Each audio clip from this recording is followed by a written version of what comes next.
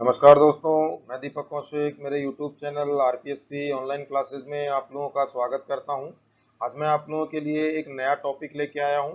जैसा कि आप लोगों को पता है कि मेवाड़ का अपना टॉपिक चल रहा है, जिसमें दो मैं वीडियो अपलोड कर चुका हूं। ये मेरा तीसरा वीडियो है जिसमें मैं एक राजपूत वीर की अमर गाथा लेके आया हूं, जिसे इतिहास में मित्रों राणा सांगा के नाम से जाना जाता है। राणा सांगा राजस्थान के एक ऐसे वीर योद्धा बताए जाते हैं जिनके शरीर पर युद्ध के दौरान 80 घाव हो गए थे। इनकी एक आंख फूट गई थी, एक पांव कट गया था और एक हाथ कट गया था। इतने तीक्ष्ण दर्द को सहन करने के बावजूद भी यह लगातार युद्ध करते रहे तथा उस दर्द को कभी भी अपने ऊपर हावी नहीं होने दिया। ऐसे एक वीर योद्धा की मैं गाथा आप लोगों के सामने लेके आया हूँ।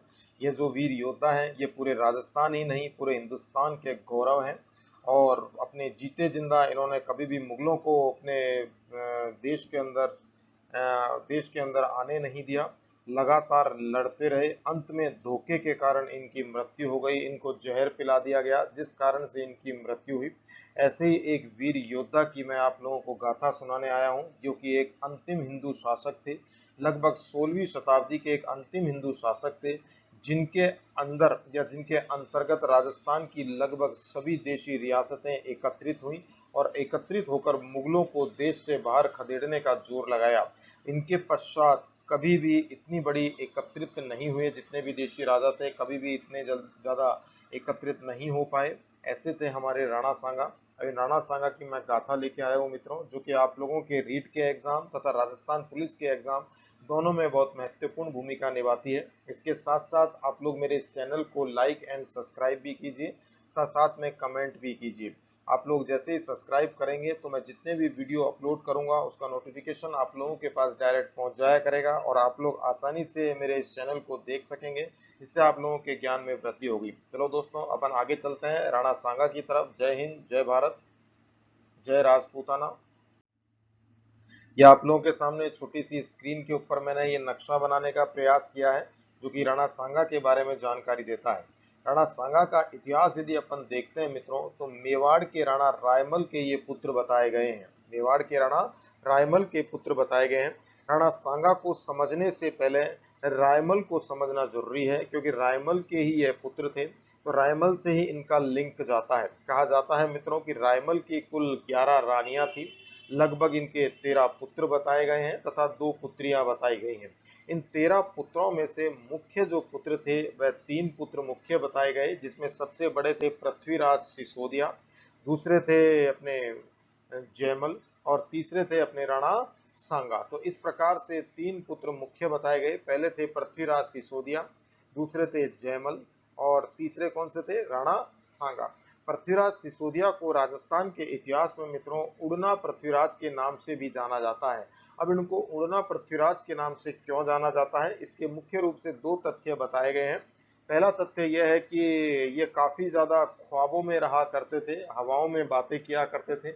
ये कहा करते थे कि मेरा तो जो जन्म हुआ है वह मेवाड़ की गद्दी पर बैठने के लिए ही मेरा जन्म हुआ है, अर्थात मेरी जो उत्पत्ति हुई है वह मेवाड़ के राणा बनने के लिए ही हुई है। और दूसरी जो बात बताई जाती है कि दूसरी बात क्या थी कि ये तेज घुड़सवार थे। अत्यंत तीव्र धावक होने के कारण, इन दोनों बातों के कारण इनको क्या कह दिया गया? उड़ना पृथ्वीराज कह दिया गया। जब ये घोड़े पर बैठकर दौड़ा करते थे तो ऐसा लगा करता था कि घोड़ा दौड़ नहीं रहा है, उड़ रहा है। अर्थात इस प्रकार की लोकोक्ति थी कि राणा सांगा जब घोड़े पर सवार होकर दौड़ा करते थे तो घोड़े के जो पैर थे वे जमीन पर नहीं टिका करते थे। इतनी तीव्र गति से इनके ये घोड़े वाहक या घुड़सवार वाहक बताए जाते हैं। इसलिए पृथ्वीराज सिसोदिया को मित्रों क्या कहा जाता है? उड़ना पृथ्वीराज के नाम से भी जाना जाता है। और दूसरे पुत्र थे जयमल और तीसरे पुत्र थे राणा सांगा। अब इन तीनों के मध्य में एक दिन वाद विवाद होता होता है और वाद विवाद ये होता है कि मेवाड़ का राणा पिताश्री रायमल के पश्चात कौन बनेगा, मेवाड़ का राणा कौन बनेगा। इन तीनों के अंदर वाद विवाद होता होता है तो इत्तेफाक से वहां पर चाचा सारंग देव आ जाते हैं, अर्थात रायमल के छोटे भाई सारंग देव आते हैं और सारंग देव कहते हैं कि आप तुम लोग आपस में बैठकर बहस कर रहे हो कि मेवाड़ का राणा कौन बनेगा, तो चलो मेरे साथ, मैं तुम लोगों को बताता हूँ या आप लोगों को बताता हूँ कि मेवाड़ का राणा भविष्य में कौन बनेगा। तो ये चाचा सारंग देव एक ज्योतिषी के पास लेके जाते हैं मित्रों। और ज्योतिषी के पास लेके जाते हैं और ज्योतिषी से कहते हैं कि इन तीनों का भविष्य बाज के बताओ कि इनका भविष्य क्या है। तो जैसे ही ज्योतिष इन तीनों भाइयों का, पृथ्वीराज सिसोदिया, जयमल और राणा सांगा, इन तीनों भाइयों का भविष्य देखता है, तो भविष्य देखते ही कह देता है कि मेवाड़ का जो आने वाला राजा है या आने वाला राणा है वह राणा सांगा ही है, अर्थात महाराणा सांगा ही मेवाड़ की गद्दी पर बैठेगा। जैसे ही इस बात को पृथ्वीराज सिसोदिया सुनते हैं, तो पृथ्वीराज जो सिसोदिया बताए गए हैं बहुत ज्यादा महत्वाकांक्षी प्रवृत्ति के बताए गए। महत्वाकांक्षी की प्रवृत्ति को हम वैसे ही देख सकते हैं कि ये बाल्य अवस्था से कहा करते थे कि मेरा जो जन्म हुआ है वह मेवाड़ की गद्दी पर बैठने के लिए हुआ है। जब पृथ्वीराज सिसोदिया इस बात को सुनते हैं कि ज्योतिषी के द्वारा इस प्रकार की भविष्यवाणी की गई है कि मेवाड़ की गद्दी पर सांगा बैठेगा, तो पृथ्वीराज सिसोदिया को यह बात सहन नहीं हो पाती है और पृथ्वीराज सिसोदिया तुरंत तलवार निकालते हैं और तलवार से अपने भाई राणा सांगा के ऊपर वार करते हैं।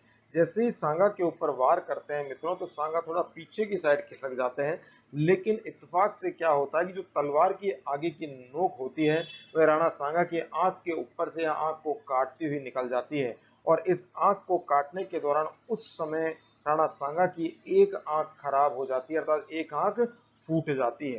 क्लियर हो गई मित्रों बात। आपस में इस प्रकार के वाद विवादों को देखते हुए तुरंत चाचा सारंग देव दोनों तीनों भाइयों में आपस में वाद विवाद को निपटाते हैं, आपस में सुलह करवाते हैं और सुलह करके वे कहते हैं कि ये तो ज्योतिष है, हो सकता है कि ज्योतिष गलत हो, क्योंकि ज्योतिष गलत भी हो सकता है। इस प्रकार की बात कह के उन तीनों के आपस के झगड़े को वह समझाइश करते हैं मित्रों। फिर उसके पश्चात वह क्या कहते हैं, वह कहते हैं कि अपन ऐसा करते हैं कि अपन भीमल गांव चलते हैं। भीमल गांव में एक चारण जाति की महिला रहती है जिसके पास देव शक्तियां हैं। भीमल गांव में एक चारण जाति की महिला रहती है जिसके पास देव शक्तियां हैं, तो अपन उसके पास चलते हैं। अपन उसके पास चलेंगे और उससे पूछेंगे कि माजरा क्या है, किसका क्या क्या इन तीनों भाइयों की आपस में भविष्यवाणी है। तो भीमल गांव की जो चारण जाति की महिला है अपन उससे पूछेंगे। तो तीनों भाई पृथ्वीराज सिसोदिया, जयमल और सांगा ये तीनों के तीनों राजी हो जाते हैं और राजी होने के पश्चात अपने चाचा सारंग देव के साथ चल देते हैं। जैसे ही सारंग देव के साथ भीमल गांव पहुंचते हैं, तो वहां जैसे ही जाते हैं मित्रों, और वह जो महिला उस समय पूजा करने गई हुई होती है भगवान की, तो पूजा करने गई हुई होती है और पूजा करके जब लौटती है तो ये तीनों के तीनों चाचा सारंग देव के साथ उसकी कुटिया में बैठे हुए नजर आते हैं। वह कुछ नहीं बोलती है और ये प्रश्न नहीं पूछते हैं और इनके चेहरों को, तीनों भाइयों के मस्तिष्क को वह देखती है। थोड़ी देर चुप रहती है और मस्तिष्क को देखकर कह देती है कि इतिहास में जो मेवाड़ की गद्दी पर बैठेगा वह सांगा ही बैठेगा।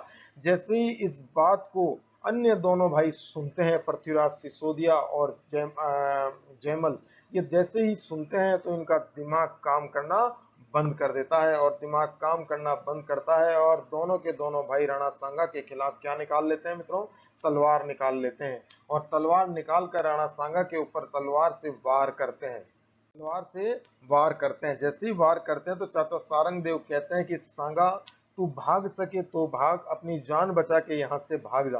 तो जैसे ही सांगा अपने चाचा की बात सुनता है तो चाचा की आज्ञा की अनुपालना सांगा करते हैं और वहां से रवाना हो जाते हैं, मेवाड़ से रवाना हो जाते हैं और जंगलों में भटकते भटकते भटकते भटकते अजमेर पहुंचते हैं और अजमेर के श्रीनगर नामक जगह पर पहुंच जाते हैं। श्रीनगर नामक गांव में पहुंचते हैं जहां पर करमचंद पवार नाम का एक डकैत रहा करता था। मित्रों याद रखना, बहुत से टीचर्सों ने उसको पढ़ा दिया, करमचंद नाम के राजा रहा करते थे। ये राजा नहीं थे, वहां पे डकैत के रूप में काम किया करते थे, डकैती किया करते थे, करमचंद पवार।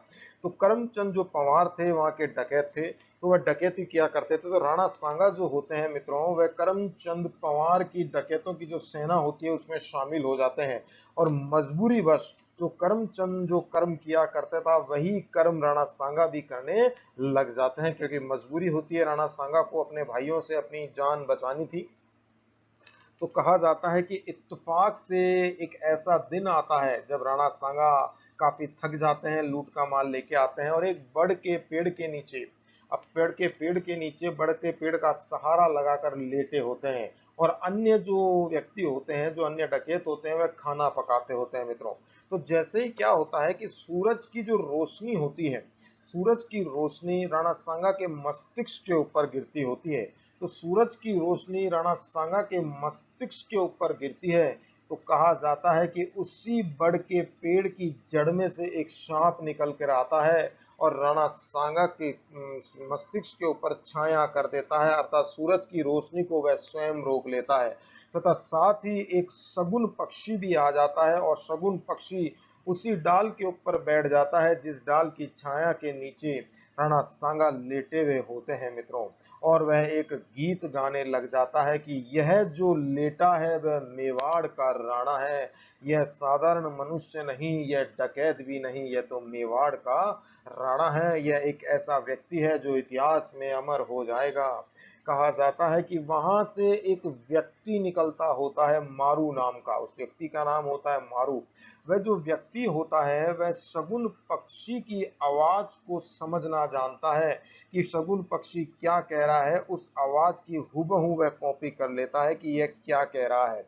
तो जैसे ही मारू नाम का व्यक्ति बच्चों वहां से निकलता होता है तो मारू नाम का व्यक्ति राणा सांगा को देखता है। राणा सांगा लेटे होते हैं, साइड में तलवार लगी होती है, ऊपर से धूप आती होती है और एक शेषनाग जो होते हैं उसकी छाया करते होते हैं और उसी पेड़ के ऊपर एक शगुन पक्षी गीत गाता होता है कि यह जो लेटा है वह मेवाड़ का राणा है। तुरंत वह मारू नाम का व्यक्ति शगुन पक्षी की उस बात को समझ लेता है और शगुन पक्षी की उस बात को समझ लेता है और समझने के पश्चात तुरंत करमचंद पवार के पास जाता है और करमचंद पवार को सारी की सारी बात बता देता है कि हे करमचंद पवार, तुम्हारी इस गुट के अंदर एक ऐसा व्यक्ति है जो भविष्य में मेवाड़ का राणा बनेगा। तुम्हारे इस गुट के अंदर एक ऐसा व्यक्ति है जो भविष्य में मेवाड़ का राणा बनेगा। तो करमचंद जो पवार होता है वह बहुत चंकित हो जाता है और अपने सारे के सारे गुट के व्यक्तियों को एकत्रित करता है और उस व्यक्ति से कहता है, मारू नाम के व्यक्ति से, कि देखो अमुक में से कौन सा व्यक्ति है जो तुम्हें मेवाड़ का राणा दिख रहा है। तो उस मारू नाम के व्यक्ति की जो नजर होती है वह राणा सांगा पर आकर रुक जाती है। तो जैसे ही राणा सांगा पे आकर रुकती है मित्रों तो तुरंत करमचंद जो पंवार होता है राणा सांगा को बुलाता है, उसको बाकायदा इज्जत देता है, गद्दी पर बिठाता है और अपनी पुत्री का विवाह राणा सांगा के साथ कर देता है। क्लियर हो गई बात यहाँ तक मित्रों? अब बचे कौन? दो भाई, पृथ्वीराज सिसोदिया और जयमल। पृथ्वीराज सिसोदिया और जयमल जो होते हैं वह आपसी वाद विवादों और इधर उधर की लड़ाइयों में मृत्यु को प्राप्त कर जाते हैं। जयमल की तो हत्या हो जाती है तथा इसके साथ साथ पृथ्वीराज सिसोदिया की भी हत्या उसके साले के द्वारा कर दी जाती है। अब लास्ट में बचा कौन? अब लास्ट में एक ही बचा, राणा सांगा। और उधर मेवाड़ का जो वर्तमान राणा थे रायमल, वह बहुत ज्यादा अकेले हो जाते हैं क्योंकि दोनों पुत्र वीर गति को प्राप्त हो चुके होते हैं। अब एक ही पुत्र बचा होता है राणा सांगा, वह भी मेवाड़ से दूर श्रीनगर में होता है। तो मेवाड़ से दूर श्रीनगर में होता है तो इस बात की खबर रायमल को जैसे ही लगती है तो रायमल संदेश पहुंचाता है अपने पुत्र के पास कि बेटा, मैं अब अकेला हो गया हूं, तो तुरंत तेरे दोनों भाई मारे जा चुके हैं, तो तुरंत मेरे पास आ जा। क्योंकि बाकी के जो भाई थे उनमें इतनी काबिलियत नहीं थी कि वह मेवाड़ की गद्दी पर बैठे। जैसा कि मैंने आप लोगों को बताया कि मेवाड़ के जो राणा रायमल थे उनके 13 पुत्र थे, 2 पुत्रियां थी और 11 रानियां थी। तो 13 पुत्रों में से 3 ही खास थे, बाकी 10 तो ऐसे ही थे, किसी काम के नहीं थे।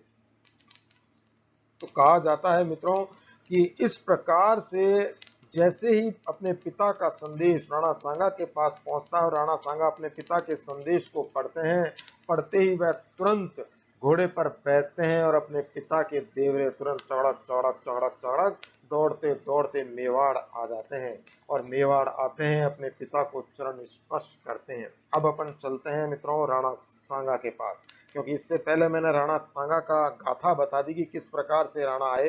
तो राणा सांगा का जो जन्म हुआ था मित्रों 12 अप्रैल सन 1482 को होता है। क्लियर हो गई बात? 12 अप्रैल सन 1482 को राणा सांगा का जन्म हुआ था तथा इसके साथ साथ 24 मई 1509 को राणा सांगा का राज्याभिषेक हुआ था। इस बात को आप लोग याद रखिएगा कि 24 मई सन 1509 को राणा सांगा का तो राज्याभिषेक हुआ तथा राणा सांगा का जब जन्म हुआ था वह 12 अप्रैल सन 1482 को राणा सांगा का क्या हो गया था मित्रों? जन्म हो गया था। राणा सांगा मेवाड़ के अंतिम हिंदू शासक थे। जो 16वीं सदी का अंतिम जो हिंदू राजा था वह राणा सांगा था। और अंतिम हिंदू राजा किस श्रेणी के अंतिम हिंदू राजा थे कि यह एकमात्र अंतिम श्रेणी के हिंदू राजा थे जिनके नेतृत्व में लगभग समस्त राजपूत राजा एकत्रित हुए थे। समस्त राजपूत राजा एकत्रित होकर मुगलों को देश से बाहर भगाने की पूरी कोशिश कर रहे थे। इस आधार पर कह सकते हैं कि राणा सांगा जो थे अंतिम हिंदू राजा थे 16वीं सदी के। क्लियर होगी बात। आगे चलते हैं मित्रों। जैसे ही राणा सांगा गद्दी के ऊपर बैठते हैं, 1509 में गद्दी के ऊपर बैठते हैं, तो 1509 के पश्चात धीरे धीरे समय निकलता जाता है। 1517 से 1518 का कार्यकाल आ जाता है। 1517 से 18 के कार्यकाल के दौरान राणा सांगा और इब्राहिम लोदी के मध्य में खातोली का युद्ध होता है। क्लियर होगी बात।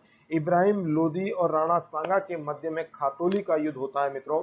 जो ये खातोली है किसी जमाने में कोटा रियासत के अंदर आया करती थी, लेकिन वर्तमान में ये खातोली किसमें है? बूंदी के अंदर। एक बार याद रखना, कोटा और बूंदी, बूंदी से ही कोटा अलग हुआ है। तो ये जो जब कोटा अलग हुआ था मित्रों, तो उस समय जो एक खातोली थी कोटा के अंदर चली गई थी, लेकिन पुनः वापस बूंदी के अंदर आ गई थी। इसका मतलब यह है खातोली जो है वर्तमान में कहां पर है मित्रों? बूंदी के अंदर स्थित है। इस बात को आप लोग याद रखिएगा। तो कहा जाता है कि खातोली का जो युद्ध था वह राणा सांगा और इब्राहिम लोदी के मध्य में होता है। और इस युद्ध के अंदर जो राणा विजय किसकी होती है मित्रों? इस युद्ध के अंदर राणा सांगा की विजय हो जाती है। अर्थात राणा सांगा तो विजित होते हैं और इब्राहिम लोदी की क्या हो जाती है मित्रों? हार हो जाती है। क्लियर हो गई इस बात के बारे में। अब अगर अपन आगे चलते हैं तो 1517 से 1518 के पश्चात अगली साल सन 1519 अगली साल सन 1519 में बाड़ी ऑब्लिक धौलपुर का युद्ध होता है। किसका युद्ध होता है मित्रों? बाड़ी ऑब्लिक धौलपुर का युद्ध होता है 1519 के अंदर। यहाँ पे लिखा हुआ है बाड़ी ऑब्लिक धौलपुर का युद्ध। बाड़ी ऑब्लिक धौलपुर का जो युद्ध होता है वह किस कारण से होता है? कारण ये होता है कि मित्रों कि इब्राहिम जो लोदी होता है वह खातोली के युद्ध की जो हार होती है उसको भुला नहीं पाता है। तो खातोली के युद्ध की हार को भुला नहीं पाता है, तो अपने प्रधान सेना नायकों मियां मक्खन और मियां हुसैन को भेजता है। किसको भेजता है मित्रों? मियां मक्खन और मियां हुसैन को भेजता है कि जाओ और राणा सांगा को युद्ध में हरा के उसके सर काट के मेरे पास लेके आओ। इस बात का वह दोनों मियां मक्खन और मियां हुसैन अपने दोनों सेनापतियों को आदेश दे देता है। और आदेश की अनुपालना करने के लिए ये दोनों के दोनों सेना नायक या सेनापति निकल पड़ते हैं राणा सांगा को युद्ध में हराने तथा उसकी गर्दन काटने के लिए। युद्ध होता है मित्रों खातोली के मैदान में। खातोली के मैदान में भयंकर बाड़ी का युद्ध होता है और बुद्ध इतना जबरदस्त होता है और इस युद्ध में मियां मक्खन और हुसैन की हार हो जाती है। तो कुल मिलाकर इब्राहिम लोदी की क्या हो जाती है? हार हो जाती है। और इस युद्ध की जब हार होती है और विजय किसकी होती है मित्रों? राणा सांगा की हो जाती है। जब राणा सांगा की इस युद्ध में विजय होती है तो राणा सांगा उत्तर भारत का सर्वश्रेष्ठ राजा बनकर उभर कर आते हैं, सर्वश्रेष्ठ राणा बनकर उभर के आ जाते हैं बाड़ी के युद्ध के पश्चात। और इस बाड़ी के युद्ध का जो विवरण है वह बाबर नामा में भी दिया हुआ मिलता है, जो कि बाबर के द्वारा लिखी गई पुस्तक है। क्लियर हो गई बात। आगे चलते हैं। सन 1519 में ही, इस बात को याद रखिएगा, सन 1519 में ही गागरोन का युद्ध होता है। किसका युद्ध होता है? गागरोन का युद्ध होता है मित्रों। गागरोन का युद्ध होता है। कहा जाता है कि मालवा जो गुजरात में पड़ा करता था, तो मालवा का शासक उस समय नासिर शाह था। कौन था? नासिर शाह। नासिर शाह की मृत्यु के पश्चात उसके पुत्रों में आपस में गद्दी के लिए युद्ध आपस में छिड़ जाता है कि कौन राजा बनेगा और कौन राजा नहीं बनेगा।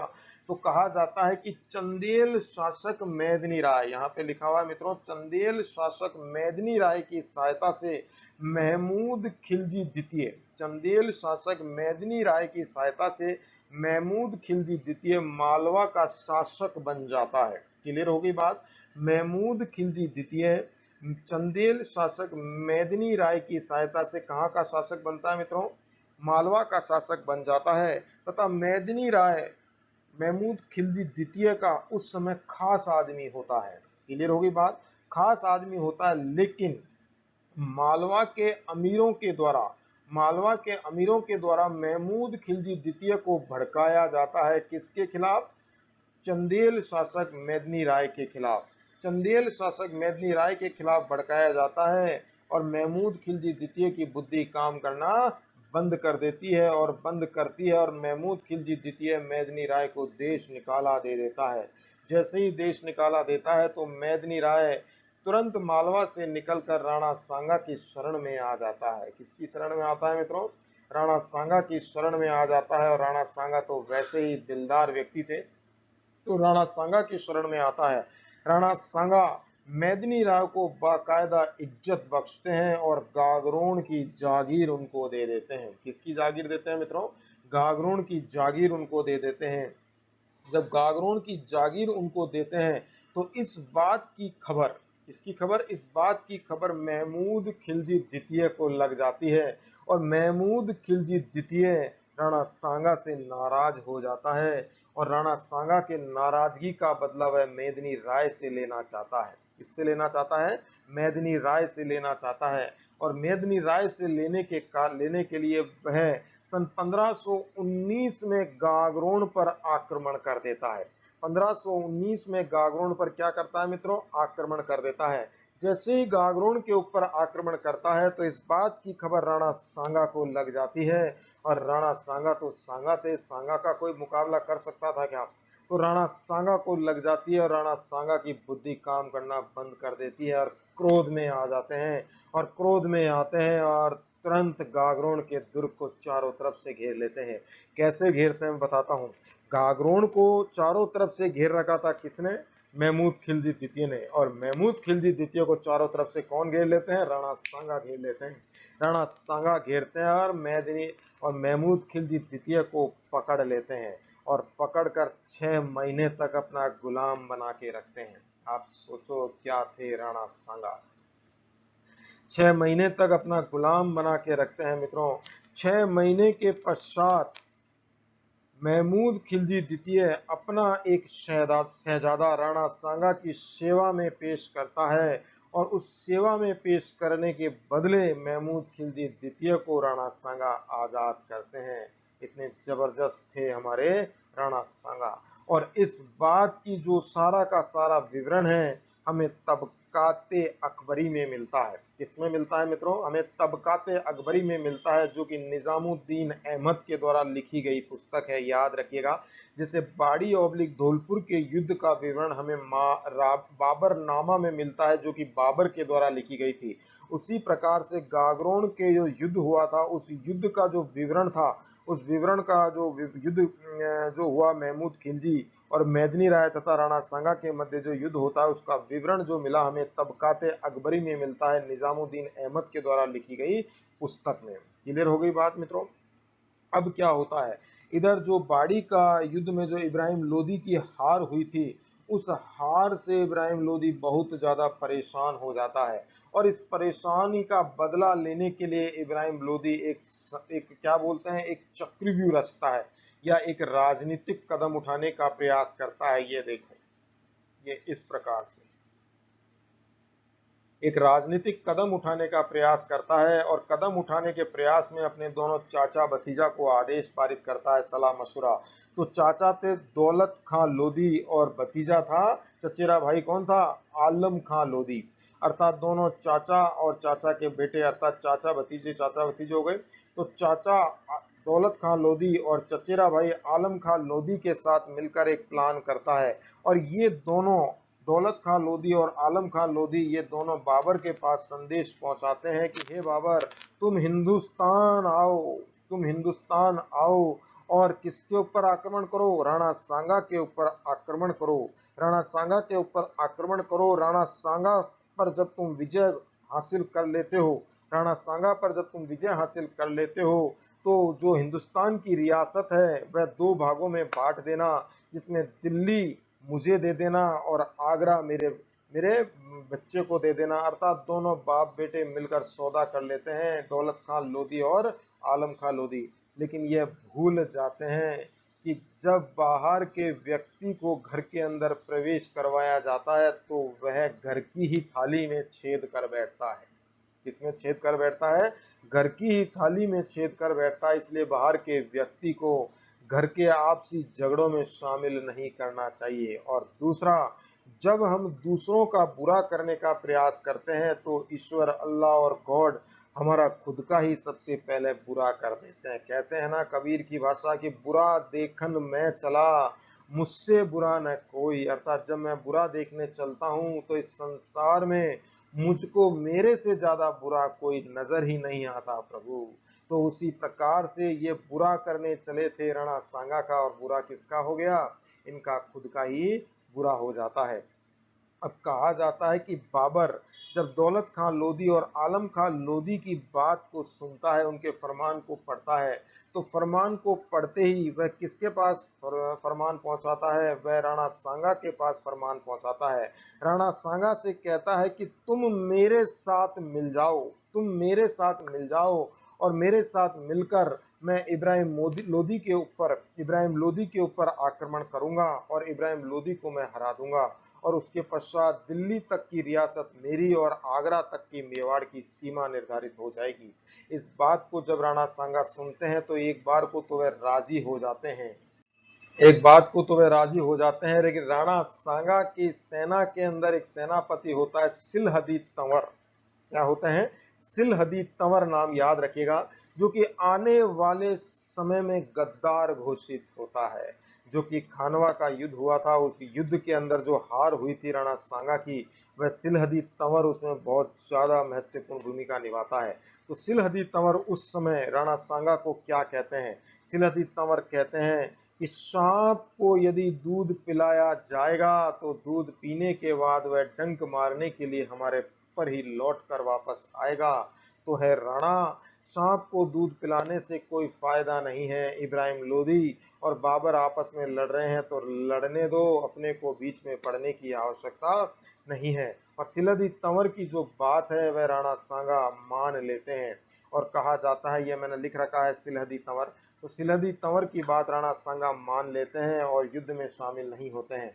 अंत में बाबर हिंदुस्तान में प्रवेश करता है। मतलब मेरे समझ में नहीं आया कि चाचा दौलत खां लोधी और आलम खां लोधी बाबर को इतना मूर्ख समझ रहे हैं कि तुम आओ हिंदुस्तान पर आक्रमण करो, हिंदुस्तान को जीतो, सांगा को हराओ और हम दोनों में आपस में दिल्ली और आगरा बांट देना और तुम वापस लौट कर चला जाना। अर्थात बाबर तो मूर्ख है, दिमाग से पैदल है जो इस प्रकार का काम करेगा। बाबर उल्टी नीति अपनाता है मित्रों। बाबर हिंदुस्तान में आता है और आते ही किसके ऊपर आक्रमण बोल देता है? इब्राहिम लोधी के ऊपर आक्रमण कर देता है। किसके ऊपर करता है? इब्राहिम लोधी के ऊपर आक्रमण करता है। और यह युद्ध किस नाम से जाना गया? पानीपत के प्रथम युद्ध के नाम से जाना जाता है। 21 अप्रैल सन 1526 को यह युद्ध हुआ था मित्रों। कब हुआ था? 21 अप्रैल सन 1526 को पानीपत का प्रथम युद्ध होता है। इस युद्ध के अंदर इब्राहिम लोधी मारा जाता है। कौन मारे जाते हैं? इब्राहिम लोधी मारा जाता है और बाबर की क्या हो जाती है मित्रों? विजय हो जाती है। किसकी विजय हो जाती है? बाबर की विजय हो जाती है और इब्राहिम लोधी मारा जाता है 21 अप्रैल 1526। याद रखिएगा इस डेट। अब अपन नेक्स्ट पेज के ऊपर चलते हैं। नेक्स्ट पेज के ऊपर दिया हुआ है मित्रों बयाना का युद्ध।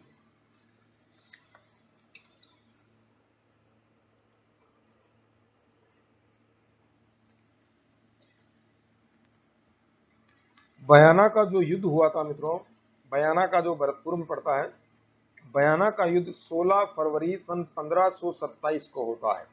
16 फरवरी सन 1527 को होता है। तो बयाना के युद्ध में क्या घटना घटती है कि जो बाबर की सेना होती है, पानीपत के प्रथम युद्ध में बाबर स्वयं लड़ने नहीं आया था, इस बात को याद रखिएगा। बाबर की सेना लड़ने आई थी। तो बाबर स्वयं कब आता? जब राणा सांगा उनके साथ हो जाते। लेकिन राणा सांगा साथ नहीं हुए तो बाबर क्या करता है कि मेहंदी हसन नाम के सेना नायक के अंतर्गत रहकर सेना नायक के नेतृत्व में सेना हिंदुस्तान में भेज देता है और पानीपत का प्रथम युद्ध जीत लिया जाता है। पानीपत का जो प्रथम युद्ध 1526 में हुआ मित्रों, तो पानीपत का प्रथम युद्ध जीतने के पश्चात जो मेहंदी हसन के नेतृत्व में जितनी भी सेना होती है वह वापस काबुल लौटती होती है, बाबर के घर जाती होती है। तो दिल्ली होते हुए, बयाना होते हुए वह निकलती होती है। तो जैसे ही बाबर की सेना बयाना में पहुंचती है, तो बयाना में जैसे ही प्रवेश करती है तो राणा सांगा के जितने भी सैनिक होते हैं वह बाबर की सेना के ऊपर क्या कर देते हैं, आक्रमण कर देते हैं मित्रों। तो बाबर की सेना के ऊपर आक्रमण करते हैं। तो बाबर की सेना के ऊपर अचानक जैसे ही छापामार पद्धति से आक्रमण होता है, या कैसे भी आक्रमण अचानक इंस्टेंट गति से अनएक्सपेक्टेड तरीके से आक्रमण होता है, तो बाबर की जितनी भी सेना होती है वह तीतर बीतर हो जाती है और अपनी जान बचाने के लिए भागती है, जिसमें काफी सैनिक तो मारे जाते हैं और काफी भाग निकलते हैं। और उसमें जो सेना नायक होते हैं मेहंदी हसन, सॉरी मेहंदी ख्वाजा, मेहंदी हसन मैं कलाकार का नाम बोल गया, मेहंदी ख्वाजा, मेहंदी ख्वाजा जो सेनापति होते हैं या सेना नायक होते हैं या सेना के कप्तान होते हैं, वह जैसे तैसे करके बाबर के पास पहुंच जाते हैं मित्रों। बाबर के पास पहुंचते हैं और बाबर को सारी की सारी बात बता देते हैं कि बाबर, इस प्रकार से हम पानीपत के प्रथम युद्ध से लौटकर आ रहे थे और राणा सांगा की सेना ने हमारे ऊपर आक्रमण कर दिया और हम जैसे तैसे अपनी जान बचाकर भाग के आए। जब इस बात को बाबर सुनता है तो बाबर बहुत ज्यादा क्रोध में आ जाता है और क्रोध में आते ही वह तुरंत तैयारी आदेश पारित करता है कि चलो हिंदुस्तान चलते हैं और राणा सांगा के ऊपर आक्रमण करते हैं। तो जैसे ही राणा सांगा के ऊपर आक्रमण की प्लानिंग बनाई जाती है तो तुरंत बाबर का एक ज्योतिष होता है मोहम्मद शरीफ, ज्योतिष होते हैं मोहम्मद शरीफ। तो मोहम्मद जो शरीफ होते हैं वह भविष्यवाणी करते हैं कि बाबर, यदि तुम इस युद्ध में जाते हो तो तुम्हारा विनाश हो जाएगा, तुम इस युद्ध में हार जाओगे। लेकिन बाबर कहाँ मानने वाला था, बाबर तो युद्ध पे अडिग था कि मुझे राणा सांगा के ऊपर आक्रमण करना ही करना है। जैसे ही राणा सांगा के ऊपर आक्रमण करने की तैयारी पे वह चलते हैं, जो बाबर के जितने भी सिपाही होते हैं वह राणा सांगा की वीरता और उनके राजपूत सैनिकों की वीरता को देखकर घबराए हुए होते हैं। वह तुरंत बाबर को हिंदुस्तान पर चढ़ाई करने के लिए मना कर देते हैं कि हम हिंदुस्तान में किसी भी परिस्थिति पे आक्रमण करने के लिए नहीं जाएंगे। तो बाबर पूछता है कि आप क्यों नहीं जाओगे मेरे साथ युद्ध करने के लिए, मेरी आज्ञा की अवहेलना करने का क्या कारण है। तो तुरंत बाबर के सेनापति तथा बाबर के सेना नायक या सैनिक क्या कहते हैं कि हिंदुस्तान में एक राज्य, एक स्टेट है जिसे मेवाड़ स्टेट कहा जाता है। उस मेवाड़ में या राजपूताना में एक जाति रहा करती है जिसे राजपूत जाति के नाम से जाना जाता है। यह एक ऐसी जाति है जो जीतने के लिए युद्ध नहीं किया करती है। यह एक ऐसी जाति है जो जीतने के लिए युद्ध नहीं किया करती है, यह मरने और मारने के लिए युद्ध किया करती है। या तो यह जाति मर जाएगी या यह जाति आपको मार देगी। बस इस जाति का युद्ध में दो ही उसूल है। इस जाति का युद्ध हारना और जीतने से कोई लेना देना नहीं है, मरो या मारो। इसलिए हम भारत जाकर मरना नहीं चाहते हैं। बाबर इस बात से बहुत परेशान हो जाता है। अब मैं क्या करूं, किस प्रकार से अपने सैनिकों को मनाऊं। तो बाबर कहता है कि मैं एक तुम्हें, बाबर अपने सैनिकों को मनाने के लिए 3 प्रकार की रचना रचता है। पहली रचना क्या है मैं आपको बताता हूं। बाबर कहता है कि जो मैंने व्यापारियों के ऊपर तमगा कर लगाया था, तमगा कर लगाया है, उस कर को मैं माफ कर दूंगा और उस कर को माफ करने के साथ साथ मैं एक एक सिक्का आप लोगों को भेंट करूंगा। तो जैसे ही यह बात सिपाही सुनते हैं तो वह क्या कहते हैं, कब्र में जाने के पश्चात वो सिक्का बादशाह हमारे किसी काम का नहीं रहेगा। आप एक सिक्का क्या, लाख सिक्के भी दे देंगे तो कब्र में वो हमारे किसी काम का नहीं रहेगा, हम वहां पर मरने के लिए नहीं जाएंगे। इस बात को बाबर सुनता है, फिर परेशान हो जाता है। फिर बाबर कहता है कि तुम लोग मेरे शराब पीने से बहुत ज्यादा परेशान हो। बाबर अत्यंत शराब पिया करता था, याद रखना। इस्लाम होने के कारण, मुसलमान होने के बावजूद भी वह बहुत ज्यादा शराब पिया करता था। तो कहा जाता है कि बाबर शराब बहुत पिया करता था। तो बाबर क्या कहता है कि तुम मेरे शराब पीने से बहुत ज्यादा दुखी हो, यदि तुम मेरे साथ हिंदुस्तान में युद्ध करने के लिए चलते हो तो मैं हमेशा के लिए शराब छोड़ दूंगा। तो बाबर से सिपाही क्या कहते हैं कि बादशाह, आप चाहे शराब पियो चाहे शराब मत पियो, हमारे कोई फर्क नहीं पड़ता है। जिंदा रहेंगे जभी तो आपको देखेंगे कि आपने शराब पीना छोड़ दिया है। आप हमसे यहाँ यह कहकर चलते हैं कि चलो मेरे साथ, मैं शराब पीना बंद कर दूंगा, लेकिन पता चलेगा कि आप अकेले ही आए और हम सारे के सारे वहीं कब्र में दफन हो गए। तो जिंदा रहेंगे तभी तो हम पता लगा पाएंगे कि आपने शराब पीना बंद किया है या शराब लगातार चल रही है। इस बात से फिर बाबर परेशान कि अब क्या करूं। अब बाबर एक और तगड़ी व्यू रचना रचता और दिमाग लगाता है, क्यों ना इनको धर्म के नाम पर उकसाया जाए। किसके नाम पर उकसाया जाए मित्रों? धर्म के नाम पर उकसाया जाए। और बाबर तुरंत जिहाद का नारा दे देता है। जिहाद का जो सर्वप्रथम नारा दिया गया था वह बाबर के द्वारा ही दिया गया था, अल्लाहू अकबर अल्लाहू अकबर। तो बाबर जिहाद का नारा देता है और उस जिहाद के नारे में बाबर क्या करता है, कुरान लेके आता है और प्रत्येक सिपाही के हाथ में कुरान धरवा देता है और कुरान धरवा के कसम दिलवा देता है कि मुस्लिम जो कौम है उसके ऊपर हिंदू कौम बहुत ज्यादा खतरा मंडरा रहा है, हिंदू कौम का खतरा मंडरा रहा है। तो अपने इस धर्म को बचाने के लिए मुस्लिम हिंदू कौम का कत्लेआम करना पड़ेगा, कत्ले आम करना पड़ेगा। तो जैसे ही यह बात बाबर के सिपाही सुनते हैं वह बहुत ज्यादा गौरवान्वित हो जाते हैं और अल्लाहू अकबर का नारा देते हुए भारत की तरफ रवाना हो जाते हैं। एक बात आप लोगों को बता देता हूं मित्रों कि पानीपत के जो प्रथम युद्ध हुआ था इब्राहिम लोदी और बाबर के मध्य में, तो उस समय प्रथम बार बाबर ने किसका प्रयोग किया था मित्रों? पहली बार बाबर ने बारूद का प्रयोग किया था। इस बात को याद रखिएगा कि पहली बार बाबर ने बारूद का प्रयोग किया था। तथा जब खानवा का युद्ध हुआ था तो उस समय पहली बार किसका प्रयोग किया था? तोप का प्रयोग किया था। इस बात को आप लोग याद रखिएगा। क्लियर हो गई बात? तो अल्लाहू अकबर का नारा देते हुए निकल जाते हैं और बाबर पहुंच जाता है हिंदुस्तान। कहाँ पहुंच जाता है? हिंदुस्तान। 17 मार्च सन 1527 को खानवा, रूपवास तहसील तहसील भरतपुर जिला में खानवा का युद्ध होता है बाबर और राणा सांगा के मध्य। कुछ ही समय तक यह युद्ध चलता है और थोड़ी देर में ही युद्ध का परिणाम सामने आ जाता है। थोड़ी देर का मतलब ये नहीं है मित्रों कि एक दो घंटे ही, मतलब काफी एक दो रात तक युद्ध चला था। लगभग 9 साढ़े 9 बजे के आसपास दोपहर में, सुबह पहले ये युद्ध चालू होता है मित्रों। कहा जाता है कि खानवा के युद्ध के अंदर बाबा ने तोप खाना पद्धति का प्रयोग किया था, तोप का प्रयोग किया था और इस बात से राणा सांगा अच्छी तरह से वाकिफ थे। तो बाबर जो तोप का प्रयोग किया करता था, तो तोप पर जो तमंचा चढ़ाया जाता था या तोप पर जो आग लगाई जाती थी, इससे तोप का गोला बाहर निकला करता था, तो उसकी जो रस्सी थी वह चमड़े की रस्सी से बनी हुई थी। तो राणा सांगा दिमाग लगाते हैं कि क्यों ना हम रात को जाएं और रात को जाकर ये जो तोप है, इस तोप की जो चमड़े की रस्सी है, इस रस्सी को ही काट दिया जाए। जब रस्सी को काट दिया जाएगा तो बाबर तोप नहीं चला पाएगा। तो इस प्रकार की स्ट्रेटेजी या प्लानिंग तैयार की जाती है। लेकिन राणा सांगा को क्या पता था कि घर का भेदी लंका ढाए, राणा सांगा के ही आस्तीन में सांप छुपा हुआ है। राणा सांगा के ही आस्तीन में क्या छुपा हुआ है? सांप छुपा हुआ है, जो राणा सांगा की सारी जानकारी बाबर को दे रहा है, जिसका नाम था सिलहदी तंवर, जो कि थोड़ी देर पहले ही आप लोगों के सामने मैंने बोला है, जो आरंभ में बाबर को दूध पिलाने के लिए मना करता है। क्लियर हो गई बात?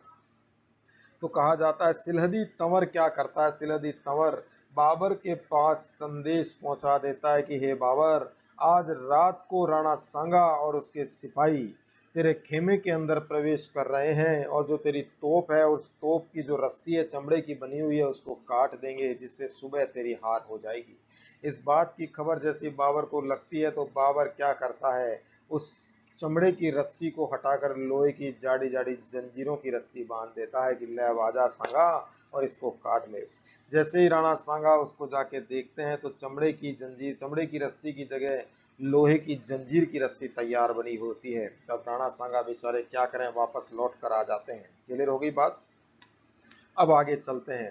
राणा सांगा अंतिम हिंदू राजा थे जिनके अधीन या जिनके नेतृत्व में अधिकांश लगभग राजस्थान के सारे राजाओं ने भाग लिया बाबर को देश से बाहर खदेड़ने के लिए, जिसके अंदर महमूद लोदी थे जो कि इब्राहिम लोदी का चाचा थे, पृथ्वीराज कछवाहा जो कि आमेर के राजा थे, राव गंगा सिंह के पुत्र मालदेव थे जो कि मेवाड़ चले जाते हैं, और चंदेरी के मेदिनी राय थे, जगनेर जगनेर के अशोक परमार थे, भरतपुर बीकानेर के हसन खां मेवाती थे जो कि एकमात्र मुस्लिम शासक थे। याद रखिएगा कि राणा सांगा की सेना के अंदर एकमात्र मुस्लिम सेना नायक कौन था, तो वह थे हसन खां मेवाती जो कि बीकानेर के रहने वाले थे।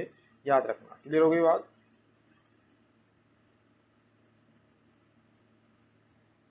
इसके साथ ही सिरोही के अखेराज दूदा, ईडर के भारमल, सादड़ी के झाला अज्जा जो कि इतिहास में बहुत महत्वपूर्ण भूमिका निभाते हैं, बताऊंगा आगे, वागड़ के उदय सिंह, गोगुंदा के झाला सज्जा, मेड़ता के वीरमदेव और वीरमदेव। क्लियर होगी बात। और कुल मिला के यदि देखें तो कर्नल जेम्स टोड जो कि राजस्थान के इतिहास के पिता कहलाते हैं, वह क्या कहते हैं कि राणा सांगा की सेना में कुल 7 उच्च श्रेणी के तो राजा थे, 9 राव थे और 104 सरदार थे। अर्थात इतनी बड़ी सेना राणा सांगा की बताई जाती है। बाबर की सेना से कई गुना राणा सांगा की सेना थी, लेकिन भेदिया लंका को ढा सकता है तो राणा सांगा की सेना क्या है, ये तो आप भी जानते हो। अगर विभीषण नहीं होता तो राम जी कभी भी रावण को नहीं मार सकते थे।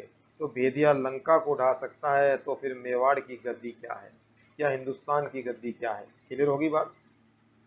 इस प्रकार से घमासान युद्ध होता है और इस युद्ध में बाप जो राणा सांगा होते हैं काफी घायल हो जाते हैं। एक बात बता देता हूं मित्रों आपको राणा सांगा के बारे में। राणा सांगा के शरीर के ऊपर 80 घाव हुआ करते थे, युद्ध में 80 घाव थे इनके। तो राणा सांगा जो थे रोज उन घावों को चाकू ले लो या छुरा ले लो उनसे कुरेदा करते थे, उनको भरने नहीं दिया करते थे। राणा सांगा के कटे हुए हाथ और कटे हुए पैर से लगातार खून टपकता रहता था, उनके 80 घावों से भी लगातार खून बहता रहता था। तो राणा सांगा से एक बार उनके सेना नायक कहते हैं कि राणा जी आपके शरीर में इतना खून बह रहा है, आप रोज चाकू से या कटार से अपने इन घावों को कुरेदा करते हैं, तो क्या आपको दर्द नहीं होता। तो राणा सांगा कहते हैं कि हे सेना नायक, जो मैं आज दर्द महसूस कर रहा हूँ वह जो दर्द है जो, और इसके साथ जो मेरी धरती माता है जो दर्द सहन कर रही है, तो मेरा दर्द तो धरती माता के दर्द के सामने किंचित मात्र भी नहीं है। मेरी भारत माता के सीने के ऊपर या छाती के ऊपर जो मुगल पैर रखकर आने का प्रयास कर रहे हैं, तो मेरी माता को कितना दर्द होता होगा, उस दर्द को मैं महसूस करने का प्रयास करता हूं और इसी कारण से मेरे इन घावों को मैं कुरेदता रहता हूं। आई बात समझ में। तो ऐसे थे हमारे वीर योद्धा राणा सांगा। है कोई मुकाबला इतने जबरदस्त वीरों का हमारे राजस्थान की धरती, तभी तो कहते हैं कि राजस्थान की जो धरती है वह वीरों की धरती है। क्लियर हो गई बात। अपन चलते हैं राणा सांगा पे। राणा सांगा युद्ध में काफी घायल हो जाते हैं, तो उनकी घायल की अवस्था को देखकर सादड़ी के झाला अज्जा राणा सांगा के पास जाते हैं और राणा सांगा का जो मुकुट होता है उसको लेके अपने माथे पे धर लेते हैं, राणा सांगा की ड्रेस अपने माथे पे ले लेते हैं, कवच वच पहन लेते हैं, जिससे कि जो कि बाबर की जो सेना है वह राणा सांगा को समझ लेवे और राणा सांगा उधर से निकल जावे। तो राणा सांगा को जो सिपाही होते हैं वह लेकर रवाना हो जाते हैं और सारी मुगल सेना जो होती है वह झाला अज्जा के ऊपर टूट जाती है। झाला अज्जा वहीं वीर गति को प्राप्त हो जाते हैं। राणा सांगा को बेहोश अवस्था में जैसे तैसे बचाकर पालकी में बसवा लेके आया जाता है, बसवा की जो कि दौसा में पड़ता है, बसवा लेके आया जाता है। बसवा में राणा सांगा का इलाज होता है मित्रों। काफी समय तक बेहोश रहने के पश्चात राणा सांगा को वापस होश आता है और वहां से वे रवाना होते हैं, इरीच पहुंचते हैं जो कि मध्य प्रदेश के आसपास बताया जाता है। इरीच पहुंचते हैं। इरीच पहुंचकर राणा सांगा पुनः बाबर के ऊपर आक्रमण करने की प्लान करते होते हैं, लेकिन गद्दार तो गद्दार होते हैं और उन्हीं राजपूतों में कुछ ऐसे गद्दार होते हैं जो कि राणा सांगा को वापस युद्ध में जाने देना नहीं चाहते हैं। वह सोचते हैं कि अभी तो जैसे तैसे करके हम जान बचाकर भाग कर आए हैं, यदि ये राणा सांगा दोबारा युद्ध में चले गया तो ये हमारे को सबको मरवा देगा, सबकी फाइल ही निपटा देगा। और इस बात को मिलकर जो गद्दार होते हैं वह एक नीति बना लेते हैं और राणा सांगा को कांच जहर के अंदर कांच पीसते हैं और एक अच्छा सा जहर तैयार करते हैं और राणा सांगा को पिला देते हैं। और इस प्रकार से कालपी नामक स्थान पर राणा सांगा को विष दे दिया जाता है। इस वीर योद्धा को छल से, धोखे से मारा गया था। अगर ईमानदारी से इस योद्धा से युद्ध किया जाता तो इसको मारने की अच्छों के बस की बात नहीं थी। तो राणा सांगा को कालपी में विष दिया जाता है। 30 जून सन 1528 को राजस्थान के इस सपूत की मृत्यु हो जाती है और इस जैसा सपूत दोबारा कभी भी धरती पर नहीं आया। राणा सांगा, तेरे जैसा वीर योद्धा दोबारा कभी भी लौट कर नहीं आया और ना ही कभी लौट कर वापस आएगा। तू एक ऐसा योद्धा था जो भारत माता का सच्चा सपूत था। शरीर के ऊपर 80 घाव होकर लिए, एक आंख फूट गई, एक हाथ कट गया और एक टांग भी कट गई, लेकिन तू झुका नहीं, अटल रहा। तुझे तेरे अपनों ने ही मार दिया, दुश्मन की क्या मजाल थी। तभी तो एक पुरानी कहावत है, मुझे तो अपनों ने लूटा, परायों में कहाँ दम था, मेरी नाव वहां डूबी जहां पानी कम था। आई बात समझ में कि लूटने वाले अपने ही थे, बाहर के में क्या दम था, मेरी नाव तो या मेरी कश्ती तो वहीं डूबी जहां पानी कम था। यह कहावत राणा सांगा के ऊपर एग्जैक्ट जाहिर हो जाती है। अब राणा सांगा की मृत्यु कालपी में हो जाती है और कालपी से राणा सांगा को मांडलगढ़ लेके जाया जाता है। मांडलगढ़ ले जाते समय रास्ते में बसुआ में थोड़ी देर के लिए पड़ाव लगाया जाता है, रात वहीं उतारी जाती है। रात वहीं गुजरती है और गुजरने के पश्चात वहां पर एक चबूतरा भी राणा सांगा का बना हुआ है। कभी आपका जाना हो बसुआ दौसा में तो राणा सांगा का चबूतरा बना हुआ है, जिसे राणा सांगा की समाधि के नाम से आम भाषा में जाना जाता है। तो राणा सांगा का चबूतरा बना होता है, फिर वहां से 1 नाइट स्टे करके राणा सांगा को वहां से ले जाया जाता है मांडलगढ़, जो कि भीलवाड़ा है। वहीं पर राणा सांगा का अंतिम संस्कार कर दिया जाता है और अंतिम संस्कार किया जाता है और वहीं पर ही राणा सांगा की छतरी बनी हुई है। जब राणा सांगा को इधर विष दिया जाता है, राणा सांगा की जब मृत्यु हो जाती है तो बाबर फूला नहीं समाता है और जैसे ही राणा सांगा की मृत्यु होती है, बाबर राणा सांगा की मृत्यु के पश्चात राजपूतों का कत्लेआम करवा देता है और कत्लेआम करवाता है। राजपूतों की जो खोपड़ियां होती हैं उन खोपड़ियों की एक मीनार तैयार करवाता है और मीनार पर बैठकर गाजी की पदवी ले लेता है और गाजी की पदवी धारण करता है। लिखा हुआ है यहाँ पर गाजी की पदवी धारण करता है। इसके साथ साथ हिंदू धर्म पर बिजली के समान गिरने वाले की भी पदवी धारण करता है और काफिरों का वध करने वाले की भी पदवी धारण करता है।